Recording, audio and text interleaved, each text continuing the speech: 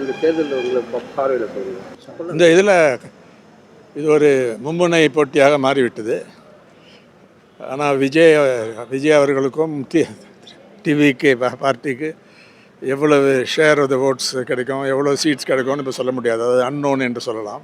கீழே பார்த்தா ஓரளவுக்கு ஒரு சீரியஸாக தேர்ட் ஃபோர்ஸாக தான் இருக்காங்க. ஒரு டிஸ்ரப்டர் என்று கூட வார்த்தைகள் யூஸ் பண்ணப்படுறாங்க இதில். ஆனால் இது பெர்மனெண்ட்டாக டிஸ்ரப்டராக இல்லை அவரால் அந்த ஸ்டாமினா இருக்குமா அதை லாஸ் பண்ணுறதுக்கு, இதெல்லாம் பிரச்சனைகள். எவ்வளோ சதவீதம் வரும்னா ஒரு 20க்கு மேலே வந்ததுன்னா அது திமுகவுக்கும் திமுக அணிக்கும் தான் சாதகமாக இருக்கும், டவுட்டே இல்லை எனக்கு. அதுதான் எல்லா ஜென்ரலாக ஜேர்னலிஸ்ட் இதுலேயும் அதுதான் ஒரு அசஸ்மெண்ட். ஓகே சார், இப்போ வந்து தவிக தலைவர் வந்து டிஎம்கேக்கும் தவிகாக தான் போட்டின்னு சொல்லிட்டு இருந்தார். அந்த இது வந்து இங்கே நீங்கள் எப்படி பார்க்குறீங்க? அது சில இடத்துல இருக்கலாம், மாநிலம் முழுவதும் அப்படி தான் இருக்கும்னு நான் இன்னும் அந்த மாதிரி எனக்கு தெரியல.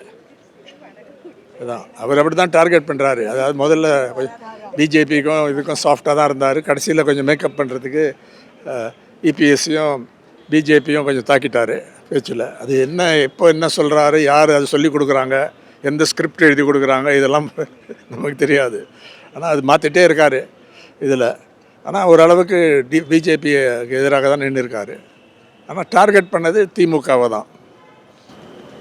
ஓகே சார், இப்போ அந்த சினிமாவில் வந்து அவர் ஒரு மாதம் இருந்தார். அரசியலில் வந்து மாதம் ஆகிறதுக்கான வாய்ப்புகள் இந்த தேர்தல் அவருக்கு இருக்கா?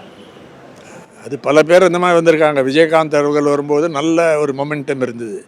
அவர் இவரை விட சிறந்த அரசியல் ஒரு கேம்பெயினே நடத்தினார். பார்ட்டியும் பில்ட் பண்ணார். அவங்களுடைய இது டீசெண்டாக பிஹேவ் பண்ணியிருந்தாங்க இதில். ஆனால் ஒரு இதில் அவரால் வளர முடியல. ஆனால் ஒரு கணிசமாக ஒரு சப்போர்ட் இருந்தது, இப்போவும் இருக்குது அந்த கட்சிக்கு. ஒரு ஸ்மாலர் பிளேயர், ஜூனியர் பிளேயர் என்று சொல்லலாம். அதனால் அந்த மாதிரி இருந்திருக்கு. ஆனால் பழைய இதில் பார்த்தா எம்ஜிஆர் அவர்களை சொல்ல முடியாது, இந்த இதில் சேர்க்க முடியாது இந்த வரிசையில். ஏன்னா அவர் திமுகலேயும் திராவிட இயக்கத்துலேயும் திமுகலேயும் வளர்ந்தது, அவருடைய அரசியல் பயணம் நடத்தினார். அதே பேரலாக ஃபில்ம் கரியர் அதை பர்சியூ பண்ணார்.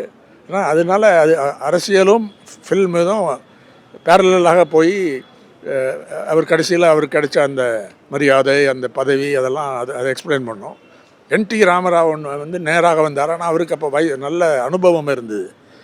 1984 ஒரு பெரிய அதிர்ச்சி, யாரும் எதிர்பார்க்கல அவர் வின் பண்ணுவாருன்னு. ஆனால் அங்கே ஆந்திர பிரதேஷ் நடந்தது. ஆனால் அதுக்கப்புறம் யாருக்கும் அந்த வரல. அதனால் ஒரு எக்ஸப்ஷன் இந்த மாதிரி வருது. ஒரு ஃபில்ம் ஸ்டார் ரஜினிகாந்த் அவர்கள் வந்திருந்தால் இதை விட பயங்கரமாக சப்போர்ட் வந்திருக்கும். ஆனால் அவர் கரெக்டாக இதில் ஹெல்த் ரீசன் சொல்லிவிட்டு, ஹெல்த்து அது காரணமாக அவர் வந்து அரசியலில் கடைசியில் குதிக்கவில்லை. ஒரு பார்ட்டியை ஃபார்ம் பண்ணி இது செய்யவில்லை. எல்லாத்துக்கும் தயாராக இருந்தார். அப்புறம் அவர் எடுத்த ஒரு முடிவே ஒரு சரியான முடிவாக தான் நான் பார்க்குறேன். ரஜினிகாந்த் அவர்களை விட இவர்களுக்கெல்லாம் வேறு யாருக்கு இது இருக்குது. அதே மாதிரி கமல்ஹாசன் வந்தார். அவர் இப்போது அவர் பாதையிலே போகிறாரு. யாரோட சப்போர்ட் பண்ணணும், ஒரு மதசார்பின்மை அந்த பாதையில் தான் போகணும், ஒரு ஜனநாயக இதில் போகணும், க்ளீனாக இருக்கணும், அதெல்லாம் தான் அவர் கேம்பெயின் பண்ணுறாரு. நல்ல அரசியல். ஆனால் அவர் வந்து இன்றைக்கி ஒரு பெரிய கட்சியை ஆரம்பித்து நான் தான் சீஃப் மினிஸ்டர் ஆகுமோ அதெல்லாம் சொல்கிறது இல்லை. அதனால் அது ஒரு நல்ல ரோல், எம்பியாக நல்ல சிறந்த முறையில் செயல்படுறாரு. அந்த மாதிரி ரோல் இருக்குது. ஆனால் ஒரு ஸ்டேட்டை பிடிச்சது ரொம்ப ரேர். அமிதாப் பச்சன் முடியல. முதல்ல அவர் அரசியலில் இருந்தார். அவங்களாம் அப்புறம் பார்த்துட்டு விலகிட்டாங்க. ஆனால் ஒரு ரோல் இருக்கும், அவங்க வியூ, யாரை சப்போர்ட் பண்ணுறது.